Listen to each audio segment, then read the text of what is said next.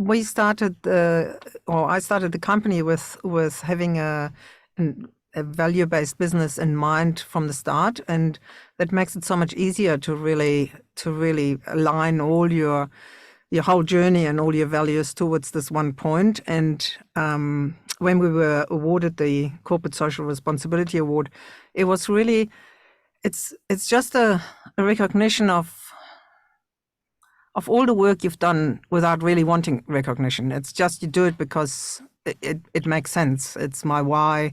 It's why I get out of bed in the morning. But to be recognized gives you that additional, wow, people are actually noticing, and wow, we've done that, It's an incredible feeling of it's worth it. It's all worth it. Then winning the Supreme Award was a complete surprise, I have to say. I think we had some very steep competition there. There were some incredible winners this year, which have done a huge job. For all of the winners, actually, have done an incredible job. And I was a bit speechless. Oh, super well deserved from our perspective, having worked with you for a long time and really followed your journey and as you say, your commitment to doing things that feel true to your values and your vision. And great to see that being recognized. And I guess that's something that I'd love to sort of explore with you both as well, is around how it really feels. I guess it feels to me in my role within HealthPost and things, and just in the broader culture and community at the moment as well, that we're really reaching kind of a point where there's been this chipping away for so long based on, and certainly, I mean, for us at HealthPost, it's been almost 35 years now, and those founding visions and values that my mum put in place have evolved over that time as the needs and the whole overall climate and culture that we're operating in has shifted, and the needs have shifted, and we've responded to that, but also stayed really true to that core purpose, which I think, as you're saying, Bo, is so important, because there's never in some cases there is a right or wrong, but with so many of these things, it's actually knowing, well, where are your values? Why are you doing what you do? And that allows you to navigate the complexities of all of these various sustainability and social issues, because you're not just being buffeted by kind of opinion and publicity and things. You're actually able to come back to that North Star and go, okay, well, there's all of these pros and cons, but actually what we're really prioritizing and valuing is this, and we've been really upfront with our team and our customers and our brand partners and everything else about the fact that these are the things that we stand for, and it just makes it so much easier to cut through what is just such a complex area. And I'd be really interested in your thoughts on that, Florence, too, as both a business founder in the ethical space and your work with NZTE, because you must be really in a good position to see, well, how are things shifting in this cultural moment, and what are those opportunities but also the challenges for businesses in that. Yeah, absolutely. I think you're spot on. I'll pick up on 2 points there. One is that there is definitely a snowball effect happening in the sustainability space at the moment, and it is suddenly becoming mainstream. And with that, it's also transitioning quite quickly. What sustainability meant 5 years ago, it means actually something quite different now. And I think that's a fantastic shift for business. Businesses are responsible for a lot of the world's environmental and social crises, and now businesses are being held accountable by consumers, employees, investors, and that's really driving this systems change. A couple of studies recently have shown that sustainability, particularly in Western countries, but globally, is a top 5 value driver. And some people respond to that, oh, well, do people just say that they will spend money on sustainable products, but then not actually follow through? But more and more, the data is showing that sustainable brands are growing faster than their counterparts, which I think is a really exciting shift globally for the business community. And on your second point, I think with this shift, it becomes more and more important for businesses to focus on their values. You can't win at everything. So figuring out what is your purpose, what do you stand for, and achieving the highest level in that area and being really transparent and open about it, taking consumers on that journey. I think that's where I'm seeing some really awesome leadership in sustainability at the moment. Yeah, that's really I think, cool. Florence, if I could add something to that is, with the shift of sustainability in general, consumers don't really know what it actually means. So this is our I think it's our job as business leaders to take the consumer with us and actually really step by step show the sustainable impacts we are having, because it's not just sustainability. What does that mean? Yeah. Yeah, you're exactly right. And I think, to be perfectly frank, I think that words like bio, sustainability, green on your packaging, they don't mean anything anymore to consumers. There is so much greenwashing out there that is simply the table stakes for any business, no matter what it's doing or not doing, trying to get a step ahead and get some of that value that we know consumers are paying for. But on the other side, I do think consumers, yes, they don't know exactly what sustainability means, but I actually think they're being upskilled very quickly. Absolutely, correct. And I think that brands that aren't doing the right thing in this space will increasingly be called out because of that. Especially younger consumers are so much more savvy and expecting so much more data and transparency. I think we're in a really interesting time for that greenwashing space. Yeah, the greenwashing space is the most annoying thing for me. And I think for brands, be transparent, because you'll be found out, and then to get that the consumer loyalty back again is going to be really hard, It's also one of the most useful things, and certainly for us as a retailer, that we can actually do, I think, to advance sustainability in our business. I mean, there's loads of ways that we try and work toward delivering on our vision to have this lasting positive impact on people and planet. We've got regeneration, nature-based work, our regeneration project at Farewell Spit. We've got all manner of really wonderful initiatives, but I still feel like drawing it back to that core purpose, really, connecting consumers with really good information. Yes. You don't have to know all of the jargon and the latest trends in sustainability and generation, everything else, to understand as a consumer the importance of being connected with really good, truthful, clear information about the products that you're looking at purchasing. Again, it can be reduced back to those really basic kind of principles. And I think for us, we've been really lucky in that our customers have just really shown us over decades that there's a real willingness to engage at that level. People want to know. We get, we have our customers, particularly our long-standing repeat customers, who are, really so key to HealthPost success and sustainability. They really want to know, and that's just come through so consistently for us. So it's been really, they've really kept us accountable, and I think that's been really important. And then because we are a retailer, that's enabled and encouraged us to have so many conversations with the businesses that we partner with and the brands that we stock, and just ask so many more questions of them than I think is typical, and that's been something that's really really surprised us, I guess, over the years. Not maybe so much now, and it is shifting now as well. But when we started really digging in on some of this stuff, maybe 10 years ago, we just get, I don't know, as a response to where ingredients were sourced and what supply chain impacts were, or even what was in products sometimes, wasn't readily available to the people that were supplying them, and that's really changed, and we feel really or for me, personally, I feel really proud of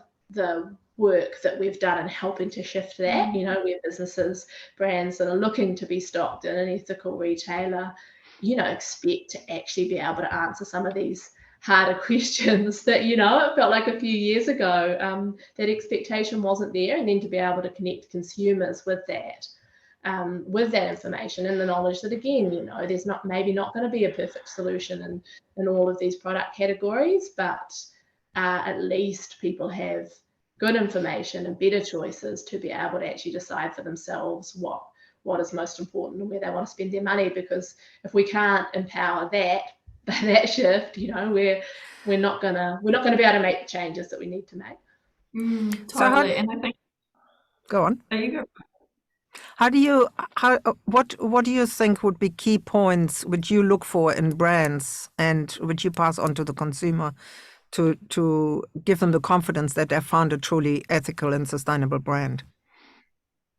Well, so we've got a really comprehensive onboarding process that we go through. That's everything from packaging to supply chain to ingredients. So there's a bunch of ingredients, obviously, that we won't range any products that have those ingredients. There's a number. Another process. So it's a whole. Yeah, exactly. So it's a holistic process of assessing overall, is this brand, and we try and take a supportive approach to it. So we're not, I guess I think another thing that relates to that's what we're talking about and what you were mentioning, Florence, in terms of the kind of the growth in this area and some of the complexities that throws up is, that we can have a bit of a calling out kind of culture around it, that then creates this sort of paralysis because people are in fear. So you've got a bunch of businesses dominating the airwaves with some quite simplistic or, not necessarily verifiable statements about their environmental impact, etc. But then you've got also a whole lot of other people that don't want to say anything because they're so afraid they're going to get it wrong, and that because there's no sort of perfect solution, they're kind of pulling back from actually even engaging in the space. So, and that's certainly been our experience anyhow with working with a number of well-intentioned brands and businesses over the years, and just really trying to take a supportive approach to some of those criteria. So we've obviously got our kind of lines in the sand around it, but there's also a number of brands where it's like, well, they actually would be really open to being connected with a better packaging choice or a better preservative choice, So it's about sharing that knowledge and information rather than kind of taking a competitive or exclusive approach to it as well, I think. I think that's so cool, and I think you should feel really proud of what you're doing and that broader supply chain and that broader systems change, because that is really how we can make impact. We're not going to change the world by all operating in our silos and trying to do better. It's doing what you're doing, asking your suppliers, do you meet the standard? That is how to really get that ripple effect, which is really exciting. And I do seriously believe, especially in a small country like Aotearoa, that collaboration, that is going to be our key to really shifting the needle. Because if we are all sharing, for example, our carbon hotspots and potential solutions and working together, that is going to be so much more powerful than what any one business can achieve alone. Yeah, 100%. Yeah, that's right. And particularly, the carbon space is a great example for that, because this is just systemic stuff, we can't, like, the deeper knowledge you get of your own carbon emissions, the more connected you are to the fact that this is all collaborative work, there's a certain number, certainly with our footprint, there's a certain number of things that we can influence directly, but the vast majority is, it's working with other businesses to try and come up with these solutions. So yeah, and we've found that, again, there's a real generosity and willingness there, and that seems to be growing year on year to actually share learnings in these spaces. And we don't. It's not the kind of more competitive mindset, I guess, that there might have been, even 5 years ago.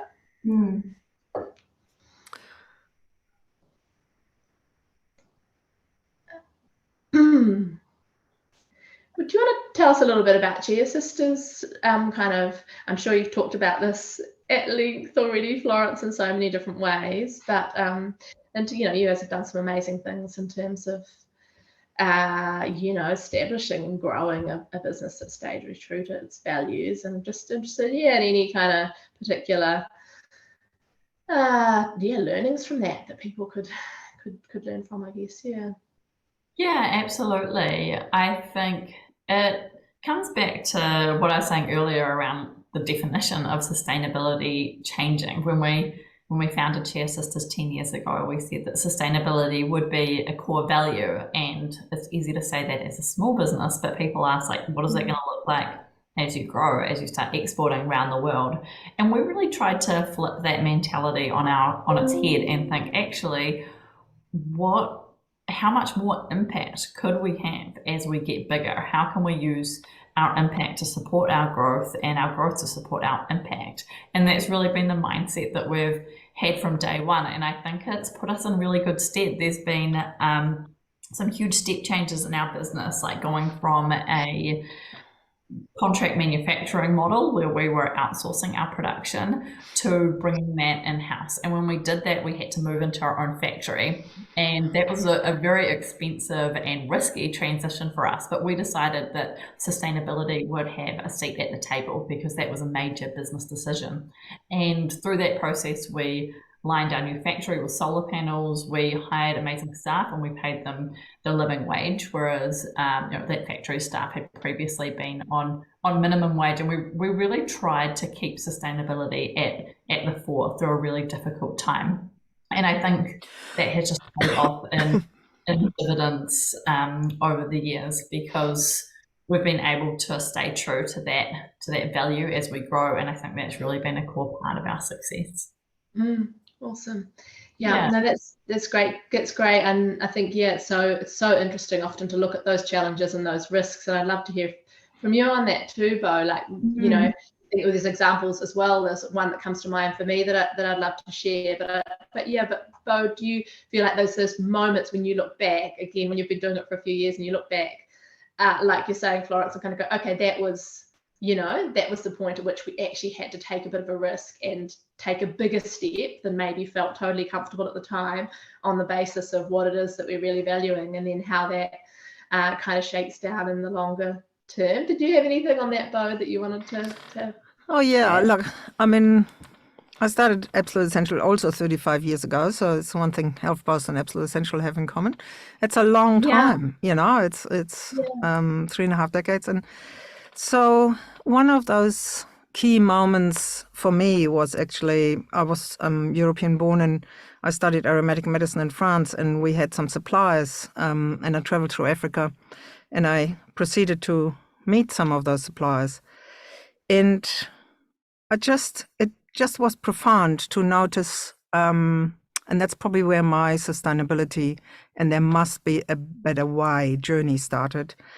When I saw the impact this raw material had on our health in the Western world, and then I looked at the poverty it created in the country of where we are sourcing, and that just made no sense to me. So I just thought to myself, there must be a better way. We must be able to create prosperity at the source of manufacturing with a really good quality, which can then go all the way through the value chain to the consumer. That journey and pulling that all together over years where it wasn't popular and it wasn't on everybody's lips was incredibly challenging. And there were key moments where people thought I'm completely out of my mind even thinking about this, and especially things are more expensive when you want to do it a different way. And we always chose value over profit, and to just take this solid approach of building this infrastructure of this business with these values has taken slowly, step by step. We've just been able to come to this point where it's never finished. It's a journey, right? When we haven't arrived at a destination and it's finished, but we are on this journey, and I'm really enjoying this journey. I'm seeing the change it makes in customers. I'm seeing the change it makes in our relationship with our suppliers and our relationship with our retailers. And, it's couldn't be more satisfying, really. That's so awesome. I'm interested to know, do you think, you said it was expensive at the time, but do you think when you look back, both from a profit and values perspective, it's paid off now, 35 years later? It's paying off. It's not just in chunks. It's just paying off in time. I think the greatest satisfaction you can get out of anything you do in life is really feeling like you leave a legacy and you made a change and a difference, leaving the world in a better place. and that's the value. I mean, yes, there's money, and money is great. Money gives us choices, and we need money to grow and scale. But yes, they're all been worth it. And I've made lots of wrong decisions as well. Yeah, that's all part of it, isn't it? And I think, it's a great point about the relationship building too. Like, I really think it's where you kind of take those risks, and particularly when you're clear about why you're doing it without knowing whether it's fully going to pay off, or whether, there's always going to be some pain and some disruption that's going to come with that, that it's not just going to affect you, actually, that's going to affect other people and other businesses as well when you're trying to change things. So, there's a real act of trust that actually in the longer term, you're doing it for the right reasons, regardless of not being able to fully control the outcome. And then seeing, I think, the impact over time that kind of decision making has on relationships, and how the depth and strength then of those relationships, to sort of come to loop back again to that point about sustainability needing this collaborative approach. You've actually got the depth and the trust in the relationships then that enables you to actually work on solving some of these complex bigger issues. Build it through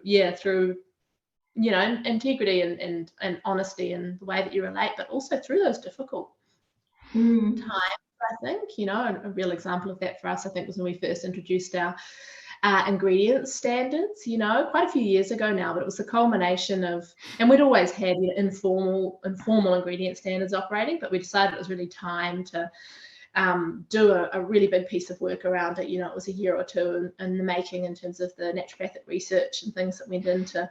And there's an ever evolving piece of work that sits behind, our mindful brands and various sort of customer facing pieces of work now. But, the original sort of underpinning of that, of these ingredient standards, that, we invested a huge amount of time and energy into the research and making sure that we were making the best decisions possible. But at the end of the day, we had to make some really difficult decisions, and it involved, deleting some really popular products and brands. It involved some really difficult conversations with the owners and managers of those brands, with customers who were having products taken away that they wanted to be able to purchase from us and had been purchasing from us, and even with our team, who were then at the forefront of actually needing to explain to customers why they could no longer, get a popular sunscreen that they wanted, or these different things. So yeah, there was definitely quite a bit of pain involved in that, but we definitely had to pause sort of before pushing go on and go, okay, this is going to be costly in terms of energy, financially, in the short term.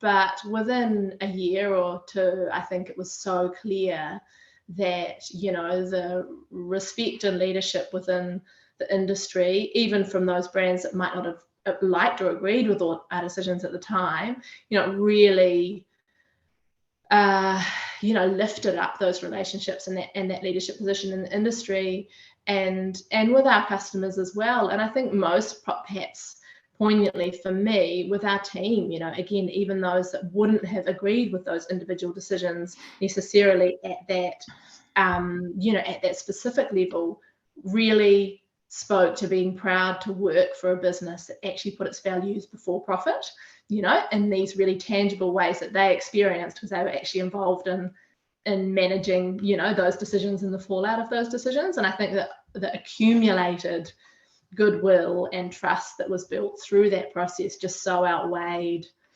the sort of spiky bits along the way. So I think that was we've just kept building on that momentum since then, in part because there were such sort of powerful takeouts from that experience. I love that. And it sounds like a moment that was very difficult, but one that you're very proud of. And I'm wondering, what are you most proud of in Absolute Essentials' sustainability story and journey? What stands out as something that was difficult, but were you held true to your values like that?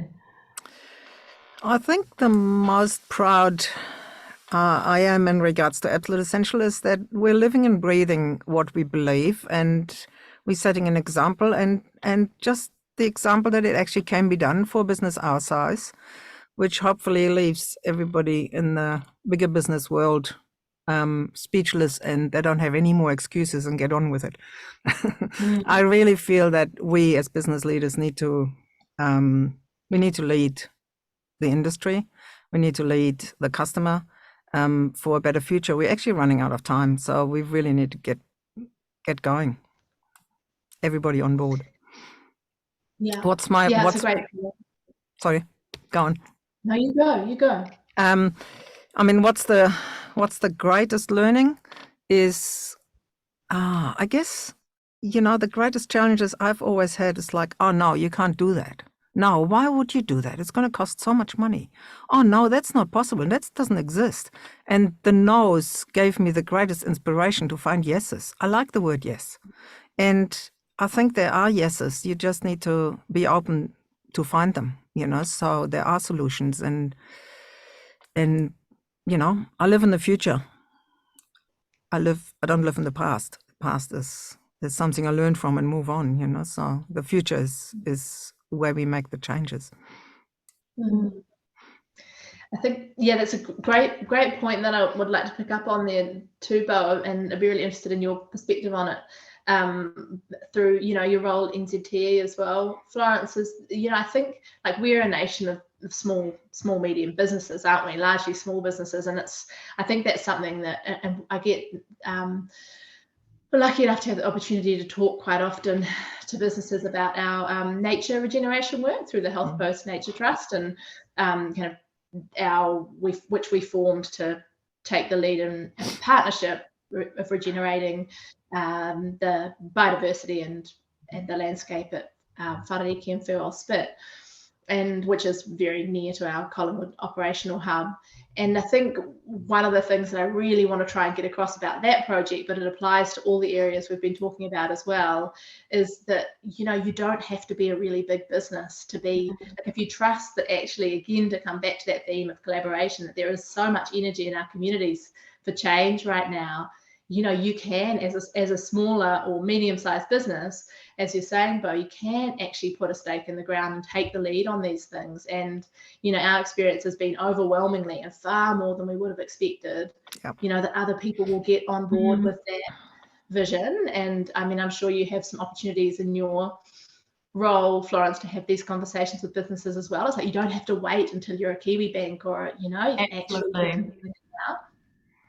Yeah, we're having conversations like that all the time. And what I'm blown away by is just when businesses collaborate within their industries, how much faster the change can be. And as you say, most businesses in New Zealand are small businesses, and the power that they have when they combine is just as much as those bigger ones. So yeah, I couldn't agree more with that. And a really awesome example of that in Te Tauihu on the top of the south is the Businesses for Climate Action program. So Chloe and I really realized when we were going through this process of thinking about sustainability, we're just one small business in the top of the South Island. By far the biggest impact that we can have is by influencing others. So we set up Businesses for Climate Action with the mindset to try and make our business community in Whakatū Nelson more sustainable and more collaborative in especially the climate space. And that's been so cool to see what's been achieved through that. We've got a fleet management group that are working together to share low emissions and zero carbon vehicles. We piloted using reusable pallet covers on in our factory rather than single-use plastic, and we just shared that data, the cost, the savings, the amount of plastic, and we shared that with the likes of King Salmon and Pix Peanut Butter, businesses that are far bigger than ourselves, and have now taken that on themselves because we could act as a little pilot for them. So I really resonate with what you're saying. Even if you're a small business, find your area, share that data, share those solutions, and that's how we can all make the most change. Yeah, that's awesome. And that's a great example too, the pallet wrap, as you're saying, the alternative approach to that, because I think it so highlights how smaller businesses, that we're all speaking to now, that we're actually in a position to be a little bit more innovative and agile with these things often than, your larger businesses, where decisions, and particularly where, and I guess for all of us, we're actually the founders of the businesses who founded them based on certain values, get to really directly influence that decision making. And that's something that often gets lost as businesses grow into the larger scale. There's no longer such a direct line between the founder values and the decisions that are actually being made on the ground. So I think there's a really powerful role for smaller businesses to play in piloting some of these things, as you say. And I think for us to one of the things that we really try and do through HealthPost, again, as a retailer, and coming back to the point that, no one can do everything, and it's sort of recognizing, well, where's your opportunity to really create value for people, and the specific role that you play. And I guess for us as a retailer, it's really helping to share and elevate some of the stories from smaller businesses, but natural products businesses and in Aotearoa that are doing amazing things, but have so little opportunity often actually to be communicating with customers and finding their people, about the ways that they are actually raising the bar. So that's something that's really super satisfying, to be able to actually provide a platform to get some of these stories out from some of these really, unique and innovative natural products brands that we have here in Aotearoa, like both of your businesses as well. It's really fun, and to be able to share and make that connection between consumers who care and businesses that are actually genuinely doing things better. And I guess to come around, I'd love to get thoughts from you both on what kind of questions and approaches, I guess, consumers can be taking to help make sure that their spending is achieving what they want, that when they're buying for a brand and they're buying for ethical reasons, that that is really creating the change that they want to see, or how they can encourage brands that may not be as far on that journey to make positive changes as well. Because at the end of the day, it's like that's where the power is, really, isn't it, with the consumer? So just your thoughts on that. I mean, the power of the consumer has really been shown dramatically in the no plastic bags in supermarkets. I mean, I was that annoying customer who every time I went to the supermarket said, "No, I don't want any plastic bags. I take your cardboard boxes," and that has just flipped everything. It's just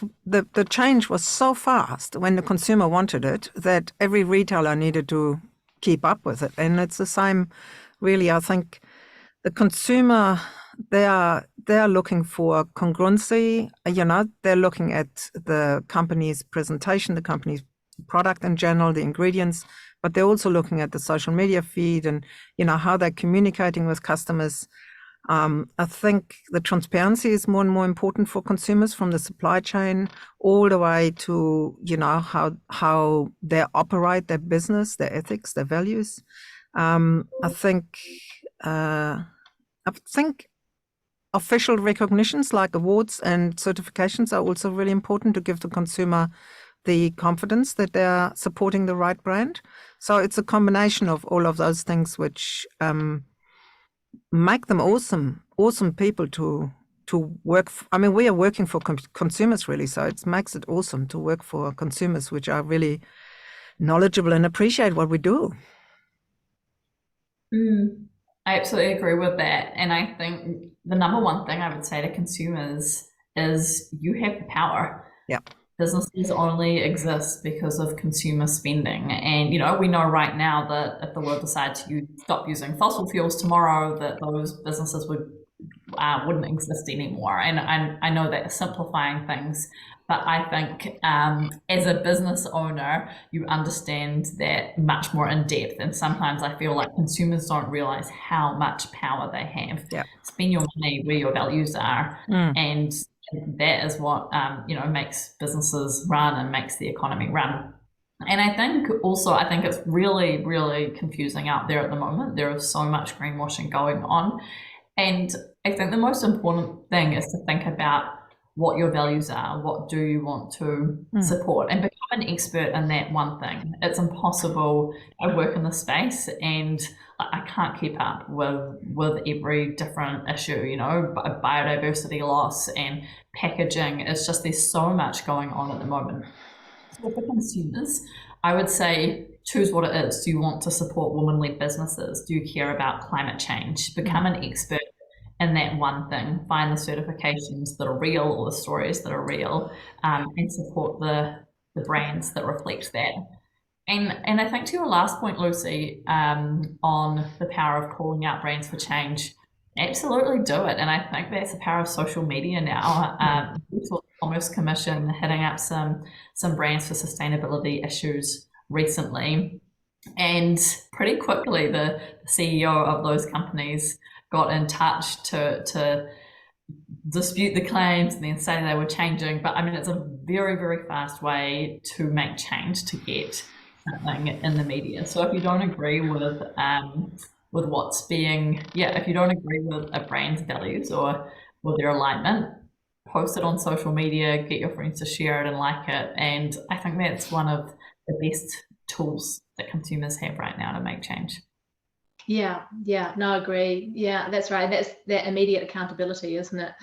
And I think, that's right. It's just become so exponential with the power of social media, as you say. I sort of feel like some ways being based in a small community for so many decades, we've sort of always been to some extent connected to that, because, you know, there's a real immediate accountability to that community. You know, we're one of the largest employers in a small area, you know, and if we make a decision that doesn't stack up with what we say we believe in, we're going to get some really real and fast feedback on that, you know, and that we're going to have to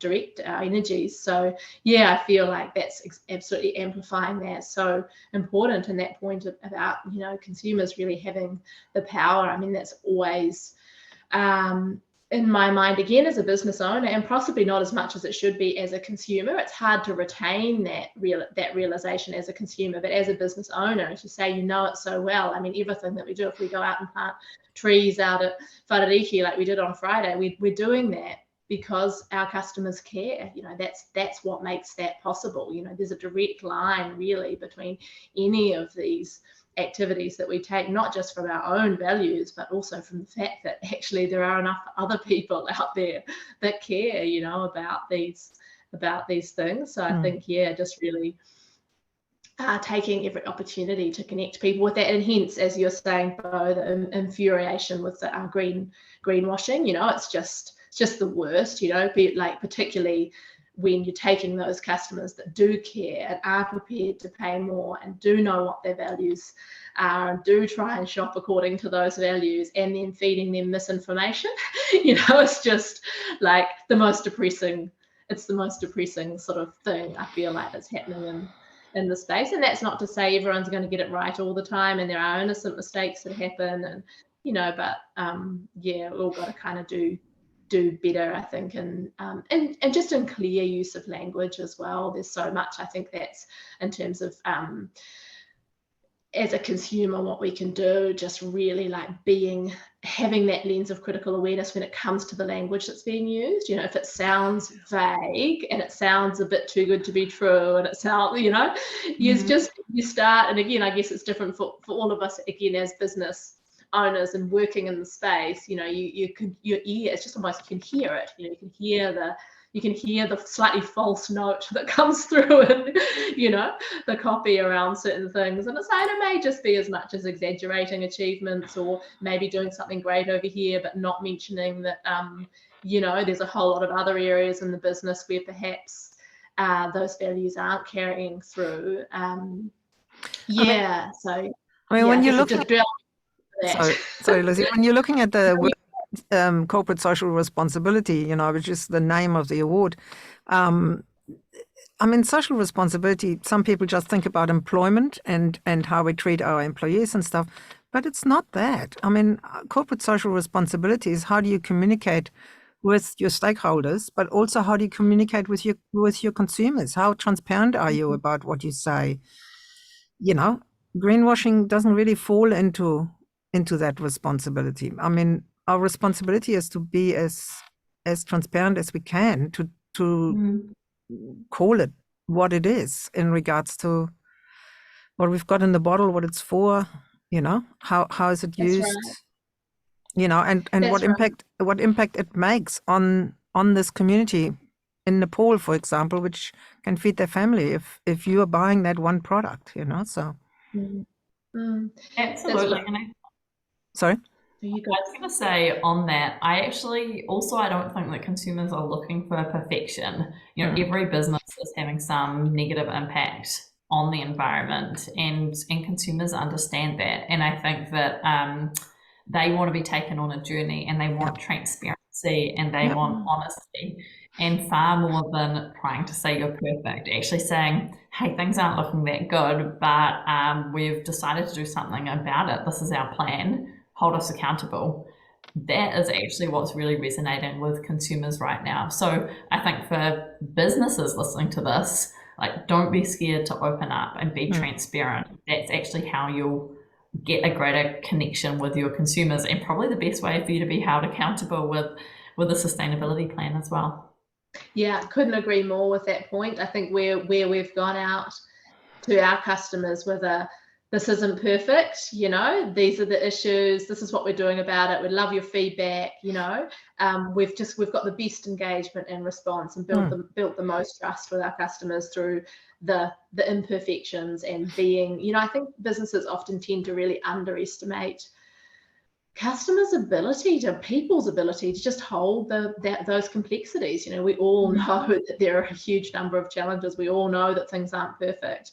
We're not looking to businesses to tell us that things, to feed us, oversimplified versions of reality. I think that our experience has always been when we've shared a bit more, and we've shared a bit more of the gritty stuff or behind the scenes, that's all the things that we're really grappling with, that's been a really rewarding and positive experience. I've always felt encouraged to do more of that. And again, that's a great point to raise for any businesses that might be tuning in, because I think that's right. Just be prepared to work that edge a little bit more, I think is a great point.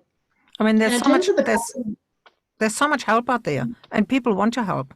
You see, I mean, I want to help, so our customers want to help. So yeah, it's not underestimate the help which consumers and other brands can be to you, and you to them. Exactly, yeah.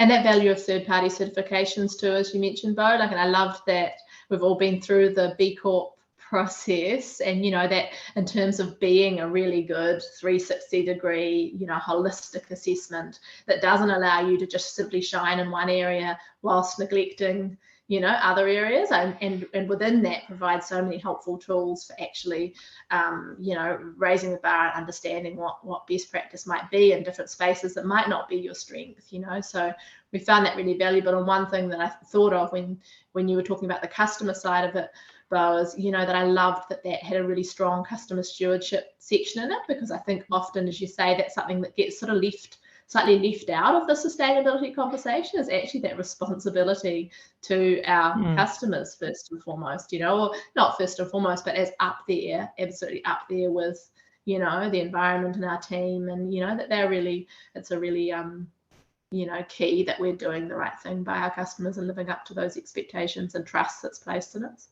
Yeah.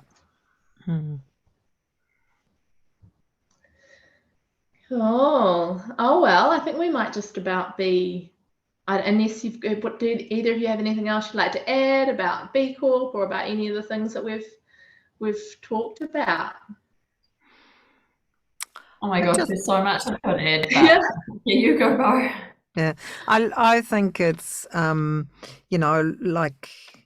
God, what as a takeaway, from this conversation, I think I would like to encourage consumers to be engaging with brands and really supporting and encouraging them to do better, but also to support them with a purchase, because we are commerce enterprises, and with purchase we can make great changes, as long as we are aligned with our ethics while we're scaling and our values.